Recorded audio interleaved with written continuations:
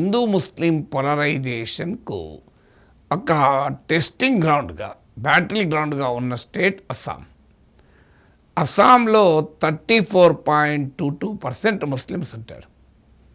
అందువల్ల ముస్లిమ్స్ ఎన్ బ్లాక్గా ఒక పార్టీకి ఓటేస్తే ఆ పార్టీని ఓడించడం అంత సులభం కాదు. సో ఇప్పుడు ఉన్న సర్వేల ప్రకారం, ఇప్పుడు latest survey 79% of the Muslims కాంగ్రెస్కు ఓటు వేస్తామని అన్నారు. వాస్తవంగా ఇక్కడ ఒక Muslim party all India united democratic front Badruddin Ajmal నాయకత్వం ఉంది. కాంగ్రెస్తో లవ్ అండ్ హేట్ రిలేషన్షిప్ ఉంటుంది, ఓసారి పొత్తు ఓసారి ఉండదు. బీజేపీ మిత్రపక్షమైన అస్సాం గణ పరిషత్ కూడా ముస్లిం ఓటింగ్ పడిన చరిత్ర ఉంది. కానీ ఈసారి మారిన పోలరైజేషన్ వల్ల, ముఖ్యంగా అస్సాం ముఖ్యమంత్రి హేమంత్ బిశ్వా శర్మ యాంటీ ముస్లిం రెటోరిక్ను తీవ్ర స్థాయికి తీసుకెళ్ళాడు. బహిరంగంగానే, మామూలుగా కాదు. మీరు ఏం చేస్తారో చేసుకోండి అని అసెంబ్లీలోనే అన్నాడు. సో అందులో ముఖ్యంగా మియా ముస్లిమ్స్ను టార్గెట్ చేస్తూ వచ్చారు. ఎందుకంటే అస్సాం ముస్లిం పాపులేషన్లో అందరూ ఒకే రకం కాదు, 3 రకాలు ఉంటారు. ఒకటి మీకు బెంగాలీ స్పీకింగ్ ముస్లిమ్స్, వీళ్ళని మియా ముస్లిమ్స్ అంటారు, మా హేమంత్ బిశ్వా శర్మ. వీరు కాక ఇండిజినస్ అస్సామీ ముస్లిమ్స్ ఉంటారు, అంటే అస్సామీ భాష మాట్లాడే అస్సాం ముస్లిమ్స్, బెంగాల్ నుంచి అస్సాంలోకి మైగ్రేట్ అయిన వాళ్ళకి కారు. ఈ 3వ సెక్షను ఈస్ట్ పాకిస్తాన్, అంటే బంగ్లాదేశ్, ప్రస్తుత బంగ్లాదేశ్, అక్కడ నుంచి ఆ ఆరిజిన్ కలిగిన, ఆ సంతతి కలిగినటువంటి ముస్లిమ్స్ ఉంటారు. సో ఈ 3 రకాల ముస్లిమ్స్ వాస్తవంగా వీరి కన్సర్న్స్ వేరు. ఇప్పుడు అస్సామీ స్పీకింగ్ ముస్లిమ్స్ కన్సర్న్స్ వేరు, బెంగాలీ స్పీకింగ్ వాళ్ళ కన్సర్న్స్ వేరు. కానీ హేమంత్ బిశ్వా శర్మ నాయకత్వంలో బీజేపీ తీసుకున్న బలమైన యాంటీ ముస్లిం పొలిటికల్ ప్రాజెక్టు వల్ల ఈ ముస్లిం ఓటర్స్ మొత్తం ఏకోన్ముఖంగా కాంగ్రెస్ వైపు షిఫ్ట్ అవుతున్నారు.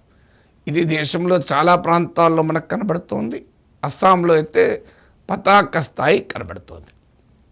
మీకు అక్కడ కాంగ్రెస్కు గౌరవ్ గగోయ్ రూపంలో చాలా బలమైన చీఫ్ మినిస్టీరియల్ క్యాండిడేట్ కూడా ఉన్నాడు.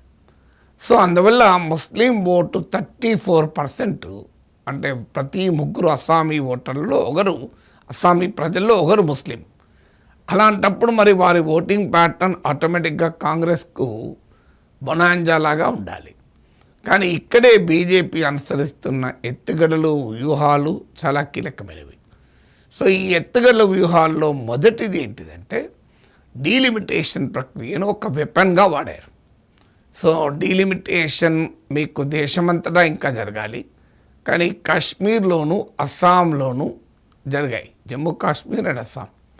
సో ఈ 2 రాష్ట్రాల్లో జరిగినప్పుడు అస్సాంలో ఉన్న డీలిమిటేషన్ ప్రక్రియను భారతీయ జనతా పార్టీ కేంద్రంలోను రాష్ట్రంలోను అధికారంలో ఉండడం వల్ల ఆ డీలిమిటేషన్లో జాగ్రత్తగా ముస్లిం డామినేటెడ్ అండ్ ముస్లిం ఇన్ఫ్లుయెన్స్ ఉన్న సీట్లను కాస్త తగ్గించేలా ఎత్తుగడలు వేశారు. మీకు ఈ డీలిమిటేషన్ 2023లో జరిగింది. ఈ డీలిమిటేషన్కు ముందు ముస్లిం డామినేటెడ్ కాన్స్టిట్యున్సీస్ అస్సాంలో 41 ఉండే, ఇప్పుడు అవి కాస్త 26కు తగ్గిపోయాయి. అంటే సిగ్నిఫికెంట్గా తగ్గిపోయాయి, మోర్ దెన్ 30% తగ్గిపోయాయి ముస్లిం డామినేటెడ్ సీట్స్, సరే ముస్లిం ఇన్ఫ్లుయెన్స్ ఉన్న సీట్స్. ఇక ముస్లిం డామినేటెడ్ సీట్స్, అంటే ముస్లింలే అధికంగా ఉన్న, అంటే ముస్లింలు మాత్రమే ఓటు వేస్తే గెలిచే అవకాశం ఉన్న సీట్లు ఒకప్పుడు 29-30 ఉండే 2023 కన్నా ముందు. అవి ఇప్పుడు 20-23కి పడిపోయాయి.